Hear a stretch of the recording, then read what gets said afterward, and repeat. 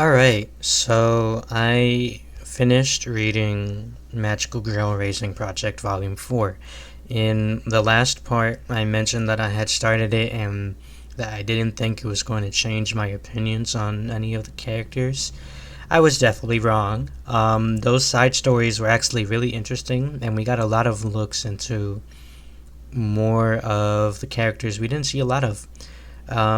I have here the list of each chapter. I'm going to go chapter by chapter and adjust my rankings accordingly based on what these side stories have presented to us. So let's start with Nemarine's adventure. Nemarine's actually in multiple of these stories, so much so that she's getting a bump up to A. I didn't realize the scope of her influence when it came to Swim Swim. Obviously, Ruler is a major part of it. Nemarine is the one who says you should try becoming a princess yourself, and I forget if that was in the anime or not, but reading it and just seeing that line of Swim Swim's eyes widening in realization on what she could do, Nemarine is kind of I love using the word catalyst, but she is. And I just like seeing more. We got a full colored art of her in the light novel, volume 4, using her Nemarine beam, and that was really fun. Um, Now she also gets a boost, and I'll get to that later on. But I'm gonna go chapter by chapter in order. So after Nemarine, we have the robot and the nun. This is about Magicaloid. It describes in the anime. It describes what I had mentioned was in the anime. Her perspective regarding Calamity Mary, regarding Sister Nana, La Pucelle, and why she went to prison. It's not enough to push Magicaloid to an A, but I did learn that she's more money focused than I could have imagined. Fairly money focused, I would say. So I'm not complaining about learning more about a character, especially when said character has already passed. It was a neat story. Let's see, producing the Angels. This one was kind of a quick little, cute little thing. It doesn't really change my opinions of Minael and Yunael that much. But I did get more Tama content, and you know what? I'm happy about that. Tama is remaining where she is, and as are the Angels, because it was just kind of like a quick story. There wasn't too much reveal. Tama, actually, you get more sympathy for her because you realize really the scope of, I guess, her slowness and the lack of people recognizing her, and we understand why she likes Ruler. And she actually thinks of Ruler as someone to someone who does want friends despite her haughty and overconfident nature. It was an interesting perspective on both Tama and Ruler that I definitely did appreciate. Next is Zombie Western. This one was really cool. I think this also might have been in the anime, but it was quite extravagant in the novel. Hardcore Alice versus Calamity Mary. This is during the events of Volume 1. Calamity Mary is like, oh, Magicaloid 44 was killed, time to get revenge because I'll use her as an excuse to, do my thing. And Hardcore Alice, you just really get the full extent of Alice's abilities. The most gruesome, cruel stuff is done to the shattered, splattered remains of her body, and she still regenerates. It was pretty neat. And I definitely appreciate more Alice. Calamity Mary is not changing though, because I think she's forever gonna remain there. Don't get me wrong. I don't hate anyone. Like everyone here is an enjoyable character, and I love how they're written. And I recognize Calamity Mary for what her role is. I just don't like that role. I'm biased, and you know what? That's what tier lists are for, right? Alright, next is A Cherna Christmas. Cherna, I need to apologize to you. I was not familiar with your game. You're getting bumped up to be a above Fall and the first Lapis. This one was super cute. It involved Cherna spending a day out with Petchka's younger brother, which we didn't even know until then. I think his name was Tomoki. He might even be. This is him, actually.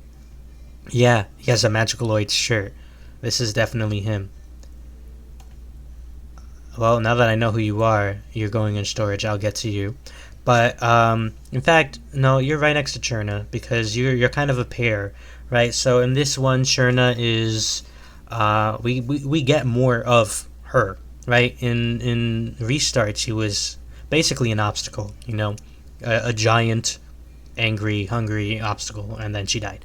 Um, Here we get more of what Cherna is like. She's airheaded, she's cute, she's not all up there, but she has a warm and kind heart. And for Cherna, that means getting food for her quote unquote family, which apparently she considers the other magical girls. And we can see that because Nonako, her pet hamster, which is funnily enough named Tama, gets a whole lobster head from Cherna, and that's like the gold gag at the end of Cherna's chapter here. But Cherna, I apologize.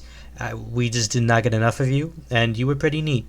So, I'm not opposed to seeing more of Cherna and Tomoki in a pair. They were a fun duo. Tomoki, I mean, he's here with Cherna because he works along with Cherna. I kind of consider them one unit. So he's pretty neat. He's the straight man to Cherna's goofy antics. They would make a wonderful manzai comedy pair, right? Because you got the straight man and the goofy one. So yeah, I apologize, Cherna. Wonder Dream. Okay, you are getting a bump up above all these people. Masked Wonder, and let me explain why. Masked Wonder, we only saw the mask, I guess you could say, because under the mask of her whole justice persona, she's a pragmatic, by the book, follow the rules girl. And the chapter, this Wonder Dream chapter, explores how she didn't know what to do when she was a magical girl. She neglected being one for a long time to focus on her studies because all she really knew was how to follow rules. And it has to do with a pretty odd childhood experience. Masked Wonder, she goes ahead and she goes to elementary school. Everyone gets sick because they didn't follow the rules, like all their classmates, and literally all the class had to take a week or two off of school. But she was the only one who didn't get sick, and seeing the sickness of her classmates kind of it inspired her, I guess, to really stick to books and textbooks and rules and already applied systems. So when she becomes this magical girl, which of course she doesn't remember how or why she chose that design, because mind you, all of the Restart girls, their memories have been erased on how they got their powers and rather their magical girl forms. So it delves into her dreams, hence the title Wonder Dream. And of course, you're going to dream. Nemorine is involved. This is part of why Nemorine's an A now. So we get this duo of Masked Wonder and Nemorine is her coach, saying you should do this, this, this. They watch superhero movies and all that in Masked Wonder's dreams. It's a really fun chapter, and this is, by the way, this is taking place after the first volume. So Nemorine's already dead. We learn that Nemorine, the remains of her existence, whatever is left of her, is stuck in Masked Wonder's dreams. And then you get this whole thing where they're training, and Masked Wonder is coming into her own as a magical girl. And then Nemorine starts to fade away, and they both realize, oh, okay, it's her time. Masked Wonder has nothing left to learn. Nemorine can finally fully pass on. And Masked Wonder wakes up, and I felt chills here. I'm feeling chills just thinking about it. Masked Wonder wakes up, it's the 1 year anniversary of Nemarine's death, and it turns out Nemarine and Masked Wonder are cousins, and they didn't really know each other, but as the reader, you know because of how the text lays it out, and they were cousins, and that just hurt me. And I got so much. Nemarine and Masked Wonder, they got so much points from that chapter. It was one of my favorites for sure. Um, and it really kind of brings to light how Masked Wonder was acting during the restart arc, because she was playing by the rules. She was all that justice stuff. It's different from Lapis, right? Lapis has that within her heart. Masked Wonder is doing it by Nemarine's coaching, and in unintentional ways, not only carrying on her cousin's legacy, and also dies early, unfortunately, but she's sticking by the rules that she knows, and that's why she's so eccentric, and that's awesome. I don't know, this that character dynamic is great. So that was a really good chapter, and it really improved Masked Wonder in my eyes a whole bunch. Um, Next, we have Meow Meow at End City, which, fun use of her name, putting the at in the middle of the chapter title instead of in front of her name.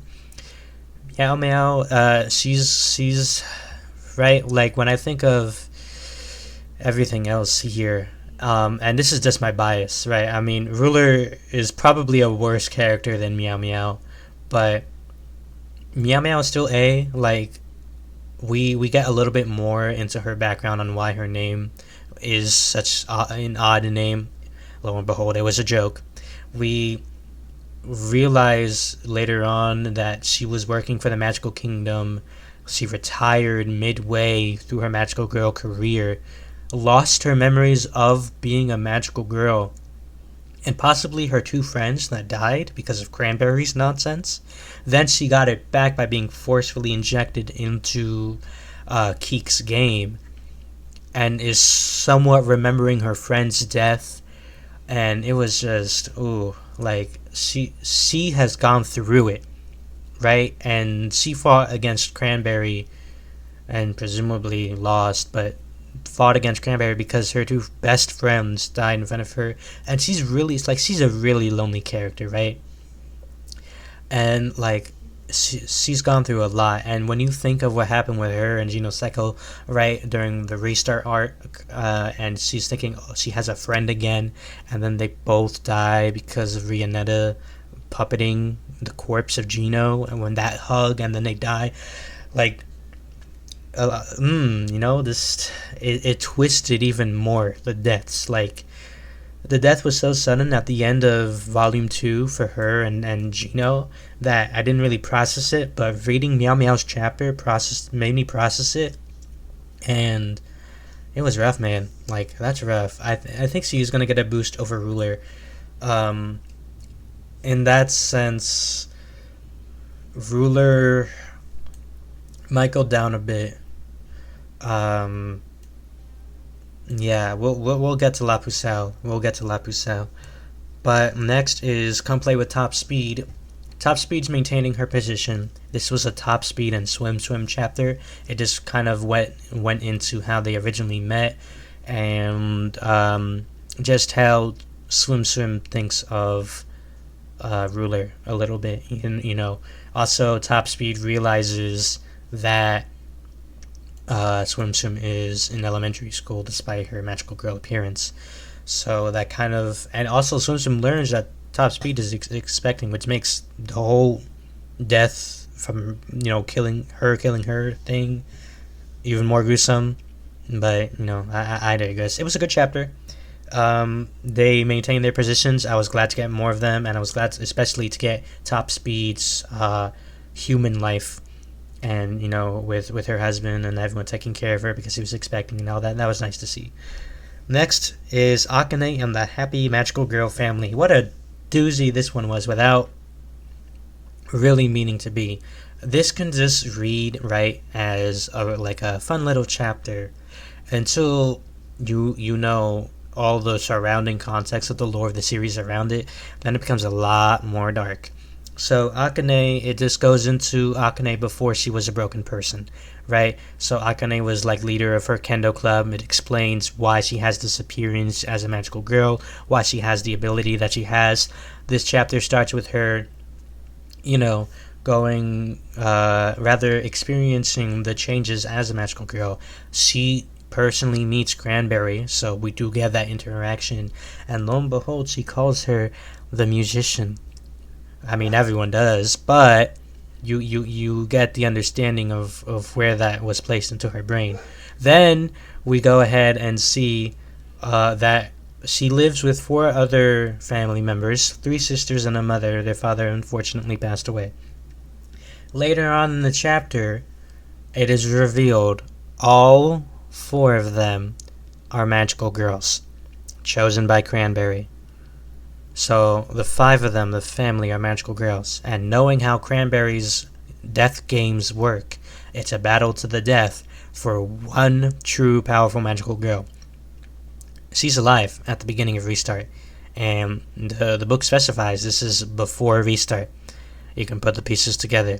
Akane either had to kill her family or watched her family die in front of her, or Cranberry slaughtered her family. Cranberry did this on purpose. You know, that whole excuse of, oh, I went to check to see how you were doing as a magical girl, but lo and behold, your whole family had presentile because it's a genetic thing.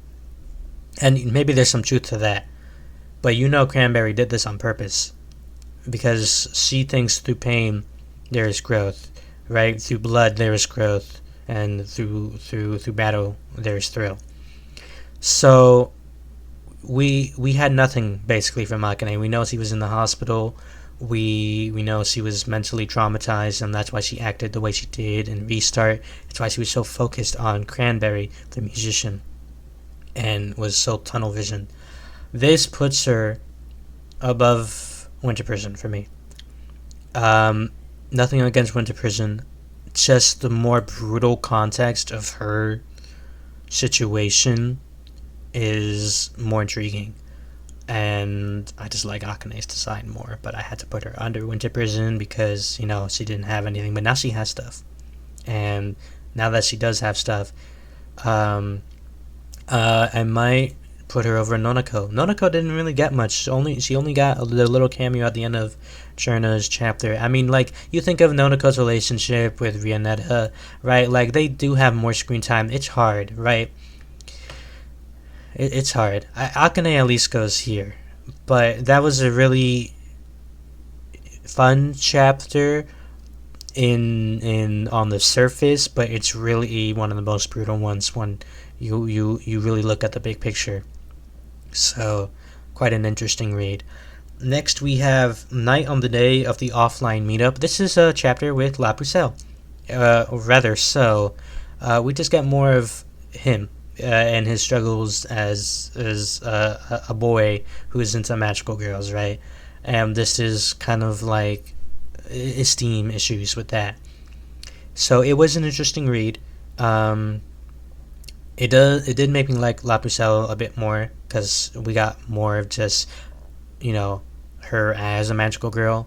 So Ruler's gonna fall another place. You're getting dethroned, Ruler. Oh no. But yeah, La Pucelle, you know, that it was a fun chapter, and you actually have a Geno Psycho cameo because they're part of the same magical girl board and they're in the same meetup. Of course, they don't know that they're each other, but he's there as La Pucelle, and I think she's there as her normal self, which we learn is Karen. I think her name is, a mangaka, which explains her whole like nerdish look, and you know the whole suit and the Vocaloid thing that gets her killed by her Akane. But yeah, it was a fun chapter for La Pucelle. The whole wardrobe malfunction at the end was a weird way to incorporate Melville into it, but I will say it puts her Melville at the top of B because we get Melville's human form, and Melville in human form is super like self-conscious and antisocial, and this is at a point where she wasn't like fully obsessed with becoming Cranberry. She was actually working under Cranberry as like, I don't know, an apprentice or a lackey or whatever based on the text. But Melville is super conscious about her accent. She was worried about talking to people and being social. And La Pucelle talked to her human form after this meetup.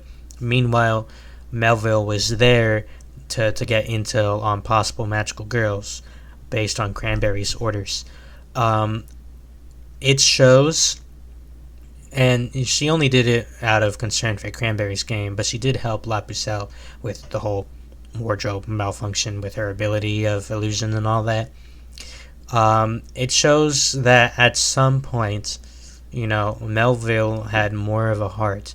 And also, she wasn't her full brutal self and cunning self at that point.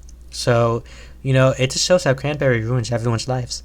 And, maybe I was a little too harsh on Melville. He was saying Cranberry super fan and all that. I'm sure whenever I reread, restart, whenever that is in the future, I'll probably get an even deeper appreciation for what her character is. But she does at least get the boost up here. And actually, Magical Lloyd, you're gonna drop there. Yeah, you're gonna drop there, I think. These side chapters did a lot, I will say. So, next is the case of the missing beef. The maid saw it. Well, I don't really know about this one. I mean, it was a goof trip, rather. Um, Noko was on a field trip, and Detect Bell, Detect Bell was on the same field trip as like a volunteer to watch over the children of the multiple schools. Detect Bell is just like stressed managing all these children and using her ability, and it just goes wrong. And then Noko's emotions go haywire because of Detect Bell. So it's goofy, like Noko gets scared because of Detect Bell summoning a face from a building to lick her, which wasn't part of the plan, but it did. And then Noko was like, and then made everyone scared because her ability is based on her emotions. And then Noko was super hungry, seeing the raw pork or whatever they had, beef, and so hungry that Detect Bell almost ate raw, a whole chunk of block of raw meat. And I was just like, what the heck am I doing? And then the face from the building actually ate it instead and put her in a bad situation. It was just a goofy chapter. They're not gonna change places because of it, but it was cute. Magical Illegal Girl. Now this one was really interesting because it focused on Vianetta. Yeah. She gets an A. She gets an A. And I'll explain why. This went into so much more detail on everything about her. And I'm so happy that it did. Because we only got the surface, right? We knew she was some sort of assassin and that she was really, really just working for money, and that's why she sided with Melville here. Lo and behold, we learn that she was basically part of Yakuza gang warfare throughout the multiple cities. Her faction was, or rather, where she ended up was somewhat against someone or somewhere against Calamity Mary, so they're both in the same ring. She basically flees to End City because of a job gone wrong, and in this chapter, we learn that she's so money hungry because she wants to pay off her father's debt, which has been forced onto her by his death. And she was from a wealthy family but needed to learn how to get her hands dirty because she was part of that family. So she's an assassin, she's a crook, part of the crime rings. And What I really like about this chapter is that it explores her ability so much more than Restart did. Restart, you only had Geno Psycho and the golems that were controlled by her, and of course her outer shell of a body. In this chapter, not only do we get Geno, we get Ripple. Yeah, that's right. They fight. Ripple fights. Rian, oh my gosh, I'm losing her name, Rianetta, and it's a really good fight. Like probably one of my favorite fights that the author has written, and we get full use of her abilities, and she uses it in really clever ways. Not just the mannequins and stuffed animals and dolls and everything. She cuts out a fence behind a cornered Ripple, and then uses the shape of that cut out fence to trick her ability into thinking that it's a doll, and then uses the metal of the fence to pierce Ripple from behind with like the metal, um not the casing, like the metal wiring of the fence. Like that goes crazy. And we learn more about like the joints in her arms and how they go weird ways, and it was mentioned in Restart a little bit, but here it's really fun. So Rihanna, she gets a big boost for sure. And I'm glad that we were able to see more of her. It's tragic now, actually. She's gonna go here actually because that whole thing with Nonako makes a lot more sense because the chapter here in volume 4 mentions that she never really had time for friends, and she had now had a group of friends, and it was part of like Nonako's death. And oh man, rough. The series loves to kill my emotions. Um, Also, I believe I skipped over Magical Daisy. I moved Rianetta, and I was like, oh wait, Magical Daisy, and that should tell you a whole bunch about what her chapter was like. It was it wasn't even about her. It was, I'll read it. Magical Daisy episode 22. 22 is my lucky number, so I was like, oh hey, this is gonna be a good chapter. It was probably one of the weaker chapters, because it involved her, Keek. Because of course, I'm sorry, I Keek. All you did really was like criticize Magical Daisy for doing what she did when she was in middle school, by the way, and then ruined episode 22 of her anime. That's basically what it was.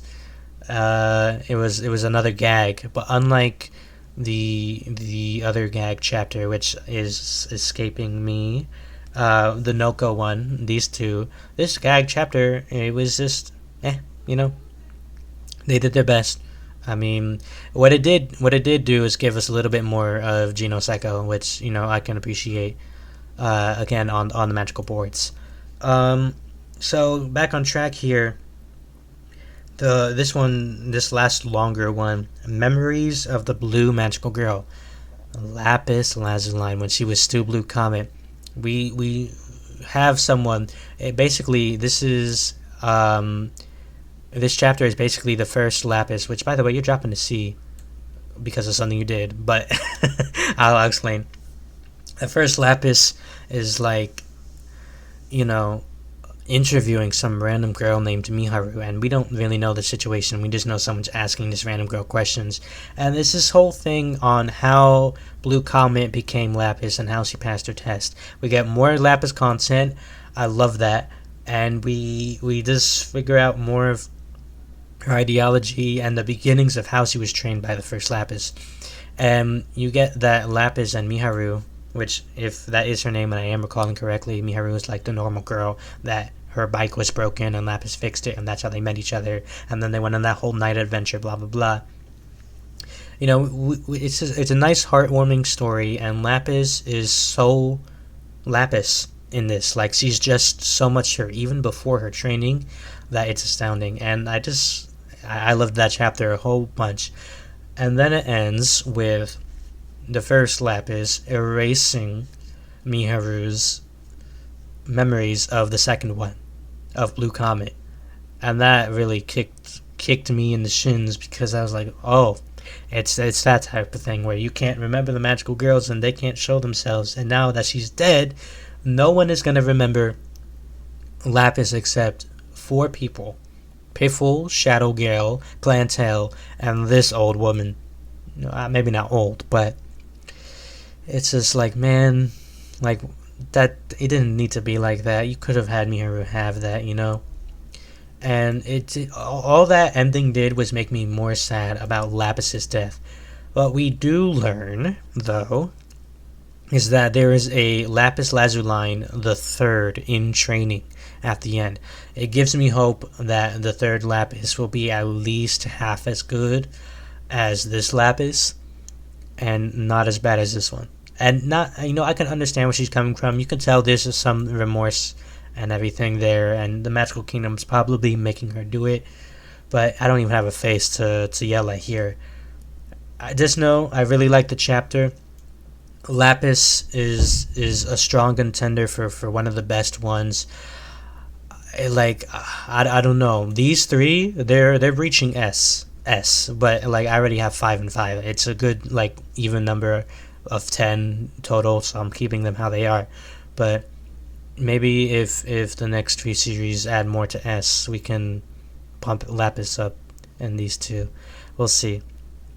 Lastly was Clantail's friends. We just had more context on Clantail, and it just solidified her S to me. She's not really crazy, super, ultra, happy, fond of animals. She just finds them easier to interact with humans. That trope. But it's done in a subtle and not like overdone way where it's manageable and it's not annoying. And now she considers Piffle and Shadowgale her closest friends after Petchka and the others, passed. And ends with Shadowgale calling her being fed up with Piffle and her antics as a little joke to end it off. But Clantail remains where she is. Overall, Volume 4 was much more interesting than I expected it to be. I love that we got connections between all 33 magical girls, and the author made a note of that in the afterword too. All 33 girls appear in this novel, and there's so many small, or not even small, but there's so many little connections. I just said small and little like they were two different things, but there's so many connections, like unexpected. That's the word I'm looking for. Unexpected connections that between not like the two different groups, the restart group and the original group, that you wouldn't expect, and then in between each other, within their own groups as well. So I really enjoyed Volume 4. It was a nice change of pace. There was a little less of the heart wrenching stuff like meow meows and Clantail's, somberness at the end, and just getting reminded of, oh man, these girls used to be alive, and all that. There's no getting away from that ever. But it was fun to revisit some of the magical girls that we didn't get a lot of. So I really did enjoy Volume 4. Next up, I've just purchased Volume 5. It's limited. Looking at the synopsis, it seems it's a good versus evil situation. I'm sure it's going to go a lot more than that. There's going to be, in between, betrayal. There's no black and white, it's gray type of thing, And I'm sure the Magical Kingdom's going to be just as incompetent as usual. I'm going to predict that we'll see Ripple. We got teases of Snow White. I'm hoping we see Ripple and Snow White together, doing stuff for the Magical Kingdom or against it, or against the evil magical girls. Who knows, right? We'll see. But as of now, I'm still really enjoying this series. I'm glad I decided to start binging it, because I've been blasting through these and spending like $8 every 1 or 2 days on it, because I need the next one. But yeah, Magical Girls in a Raising Project. Let's see what's next, right?